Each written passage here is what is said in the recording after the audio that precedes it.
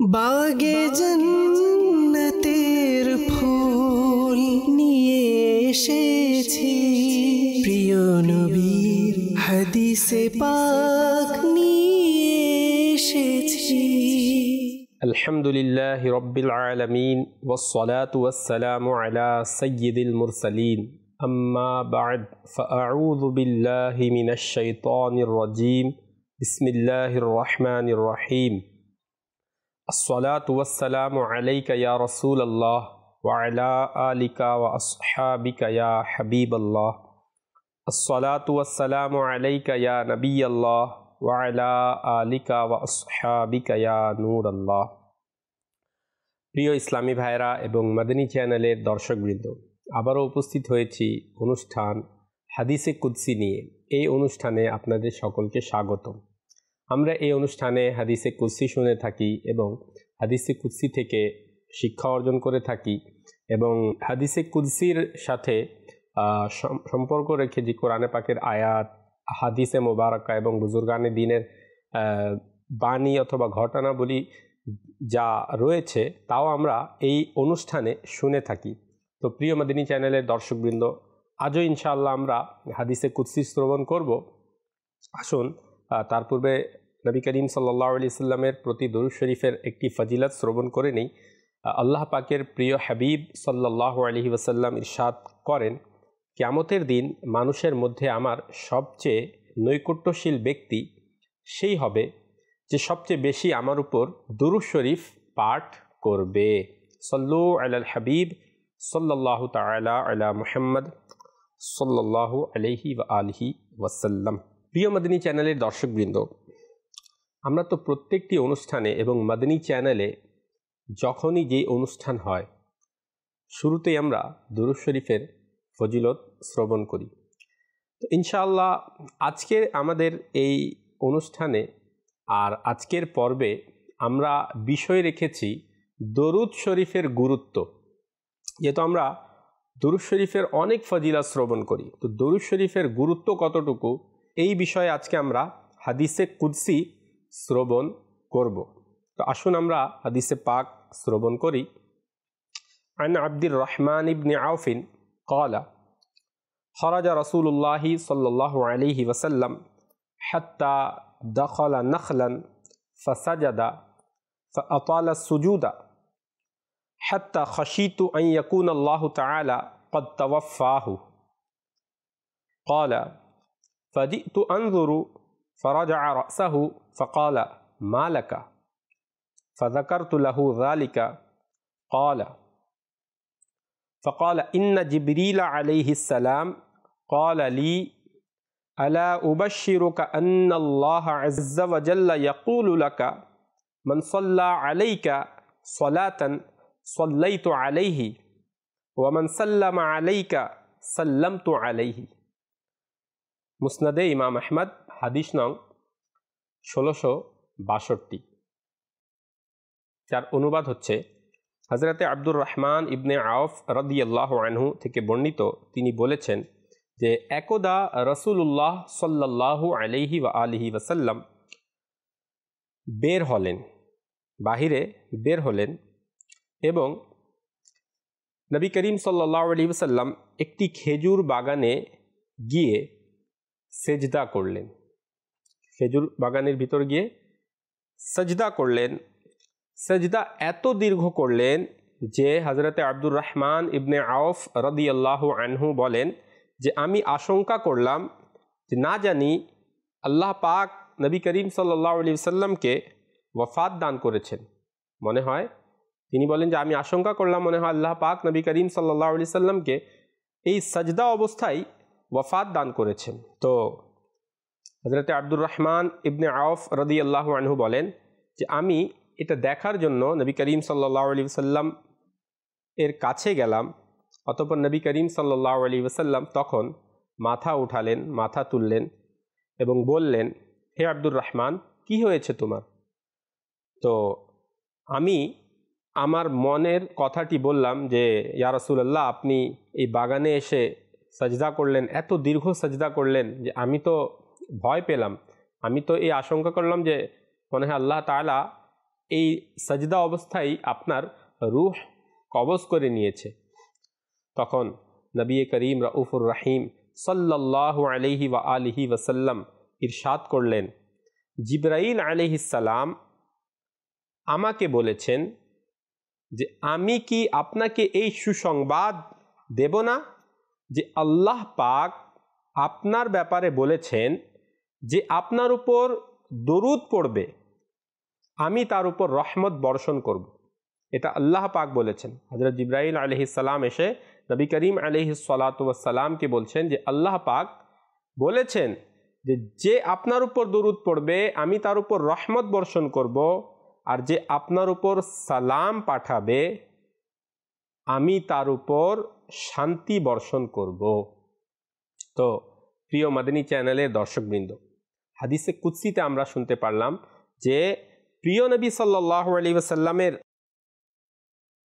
প্রতি দরুদ আমরা পড়ব, আল্লাহ তাআলা আমাদের উপর রহমত বর্ষণ করবেন।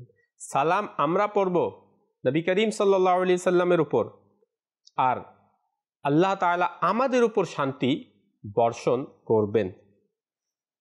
তো প্রিয় মাদানী চ্যানেলের দর্শকবৃন্দ, ভালোবাসার নিদর্শনের মধ্য থেকে এটাও রয়েছে যে যাকে ভালোবাসে তাকে সব সময় স্মরণ করতে থাকে।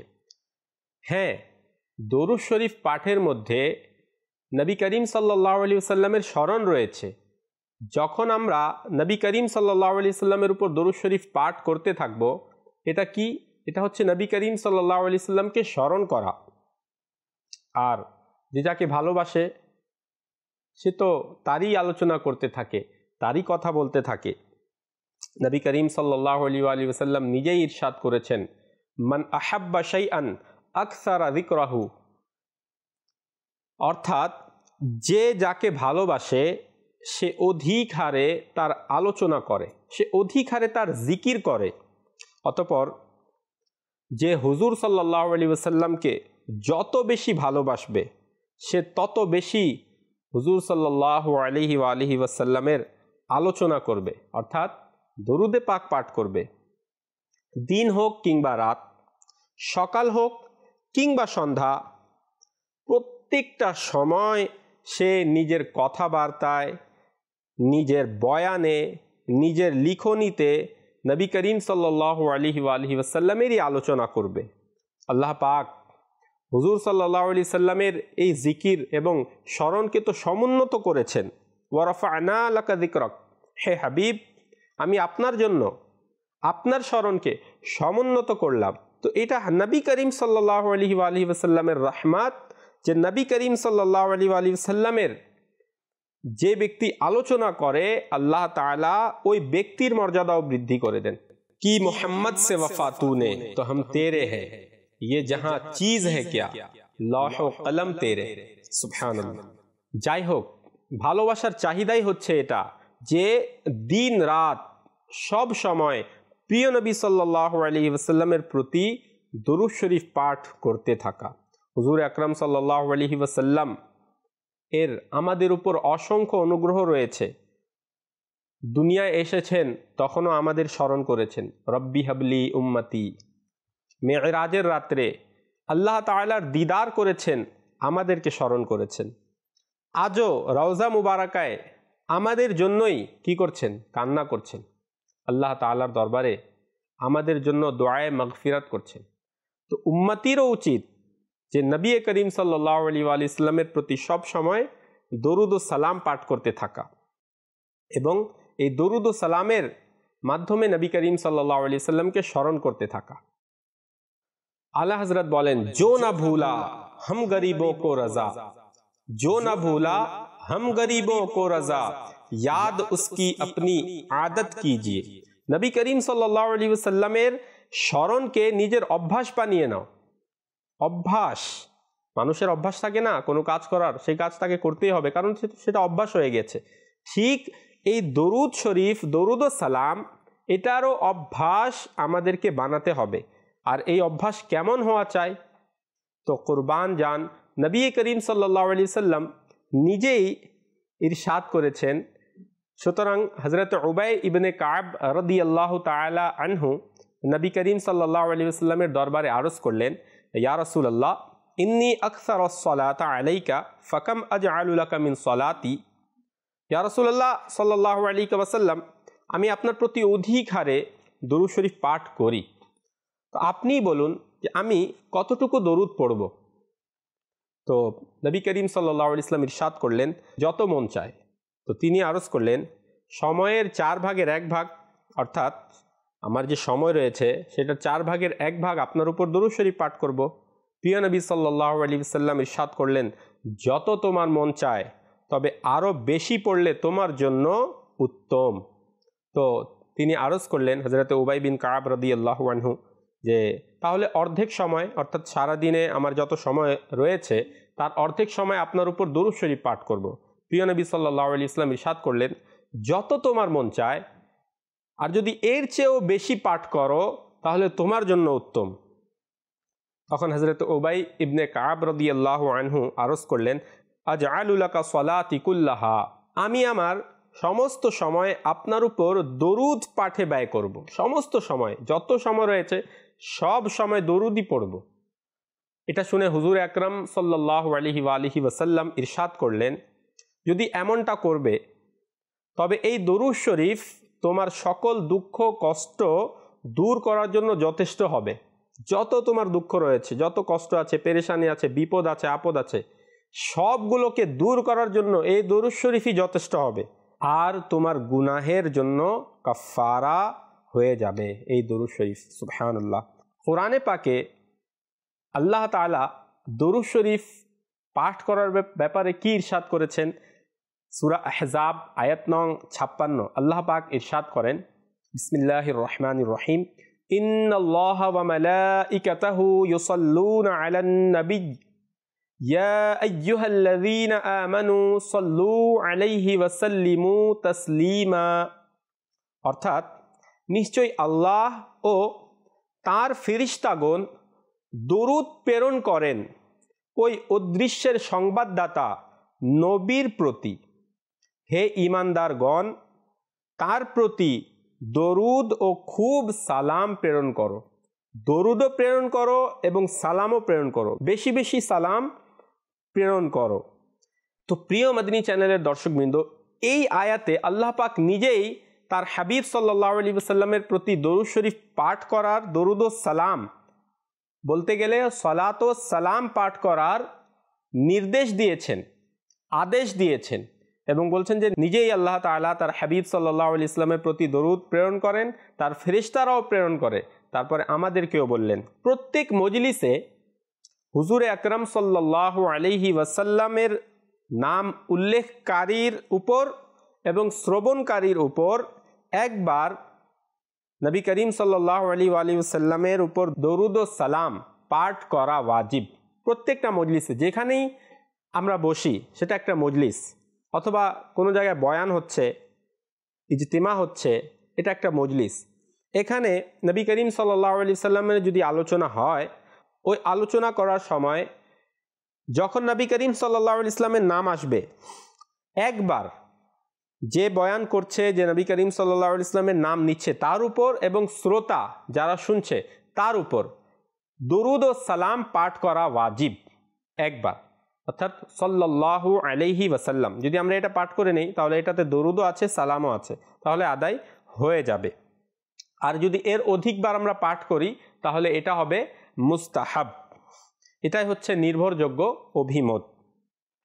আর নামাজের শেষ বৈঠকে তাশাহুদের পরে দরুদ শরীফ পাঠ করা সুন্নাত। তিরমিজি শরীফের হাদিসে রয়েছে যে কৃপণ ওই ব্যক্তি যার সম্মুখে আমার আলোচনা করা হলো আর সে দরুদ শরীফ পাঠ করলো না।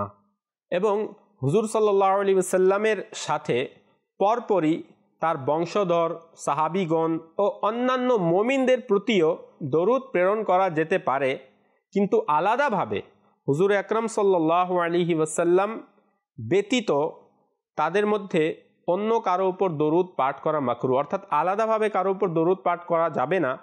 নবী করিম সাল্লাল্লাহু আলাইহি ওয়াসাল্লামের উপর দরুদ শরীফ পাঠ করার পরে পাঠ করা যাবে, যেমন সাল্লাল্লাহু আলা মুহাম্মদ সাল্লাল্লাহু আলাইহি ওয়া আলিহি ওয়া আসহাবিহি ওয়া বারাকা ওয়া সাল্লাম, অথবা আল্লাহুম্মা সাল্লি আলা সাইয়্যিদিনা ওয়া মাওলানা মুহাম্মাদিন ওয়া আলা আলিহি ওয়া আসহাবিহি ওয়া বারিক ওয়া সাল্লিম। এভাবে নবী করিম সাল্লাল্লাহু আলাইহি ওয়াসাল্লামের উপর পাঠ করার পরে আল ও আসহাবের উপর পাঠ করা যাবে। দরুদ শরীফের মধ্যে এই বংশধরকে এবং সাহাবীগণের কথা উল্লেখ করা, এই নিয়মটা সুন্নতে মুতাওয়ারিসা অর্থাৎ যুগ যুগ ধরে প্রচলিত রয়েছে। এই কথাও বলা হয়েছে যে আল বা বংশধরদের উল্লেখ ব্যতীত গৃহীত হয় না, দরুদ শরীফ গৃহীত হয় না, কবুল হয় না, এমনও রিওয়ায়াত এসেছে। তো যখনই আমরা দরুদ শরীফ পাঠ করব অবশ্যই অবশ্যই আল অর্থাৎ সাল্লাল্লাহু আলাইহি ওয়া আলিহি ওয়াসাল্লাম এভাবে বলার আমরা চেষ্টা করব। দরুদ শরীফ এটা আল্লাহর পক্ষ থেকে নবী করিম সাল্লাল্লাহু আলাইহি ওয়াসাল্লামের প্রতি সম্মান প্রকাশ করাই। আলিমগণ বলেছেন আল্লাহুম্মা সাল্লি আলা মুহাম্মাদিন, এই যে দরুদ আমরা পড়ি আল্লাহুম্মা সাল্লি আলা মুহাম্মাদ, এর অর্থ কি? সলাত অর্থাৎ আরবি ভাষায় সলাতের অর্থ হচ্ছে দোয়া, কিন্তু এটার অর্থ ভিন্ন হয়ে যায়। যেমন এটা আল্লাহ তাআলার দিকে যদি সম্পর্ক করি এই সলাতের, তখন এর অর্থ ভিন্ন হবে, আর ফেরেশতাদের দিকে যদি আমরা এর সম্পর্ক করি তখন এর অর্থ ভিন্ন হবে, আর আমাদের মানুষদের দিকে যদি সম্পর্ক করি এই সলাতের তাহলে এর অর্থ ভিন্ন হবে। তো আমরা যখন আল্লাহুম্মা সাল্লি আলা মুহাম্মাদিন এটা বলি তো এর অর্থ কি?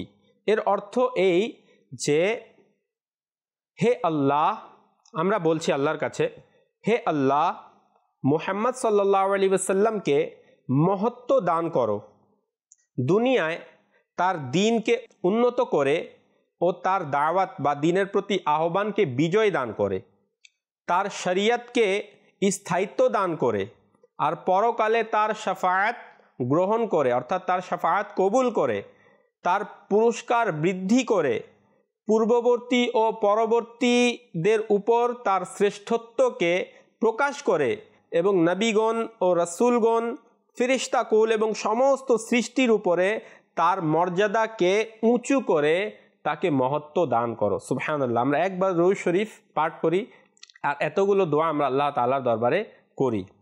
যে ফরমান আল্লাহ তাআলার কোরআনে পাকে, ইন্নাল্লাহা ওয়া মালাইকাতাহু ইউসাল্লুনা আলান নবী ইয়া আইয়ুহাল্লাযীনা আমানু সাল্লু আলাইহি ওয়া সাল্লিমু তাসলিমা। এই আয়াতটা সুস্পষ্ট নাত নবী করিম সাল্লাল্লাহু আলাইহি ওয়াসাল্লামের প্রশংসা, যাতে বলা হয়েছে যে আল্লাহ পাক নিজের হাবিবের উপর রহমত নাজিল করেন আর ফেরেশতাগণও তার জন্য রহমতের দোয়া করে থাকে। তারপর বলেছেন, হে মুসলমানরা, তোমরাও আমার হাবিবের প্রতি দরুদ ও সালাম প্রেরণ করো, অর্থাৎ রহমত ও শান্তির দোয়া করতে থাকো। হাফেজ মুহাম্মদ বিন আব্দুর রহমান সাখাবী রহমতুল্লাহি আলাইহি বলেন, দরুদে পাকের এই আয়াতটি হচ্ছে মাদানী, আর এর উদ্দেশ্য হচ্ছে এই যে আল্লাহ পাক নিজ বান্দাদেরকে নিজ হাবিব সাল্লাল্লাহু আলাইহি ওয়া আলিহি ওয়াসাল্লাম এর ওই মর্যাদার ব্যাপারে জানিয়ে দিচ্ছেন। ওই মর্যাদা, ওই আল্লাহ তাআলা নিজ হাবিবের ওই মর্যাদার কথা জানিয়ে দিচ্ছেন যা ফেরেশতাদের মাঝে আল্লাহ তাআলার দরবারে রয়েছে। নবী করিম সাল্লাল্লাহু আলাইহি ওয়াসাল্লামের মর্যাদা ফেরেশতাদের মাঝে কি আছে, এই মর্যাদার কথাটা আল্লাহ তাআলা এই আয়াতে জানিয়ে দিচ্ছেন। আল্লাহ নিজ নিকটবর্তী ফেরেশতাদের মধ্যে তার হাবিব আলাইহিস সালাতু ওয়াস সালাম এর প্রশংসা করেন এবং ফেরেশতাগণ তার প্রতি দরুদ প্রেরণ করেন।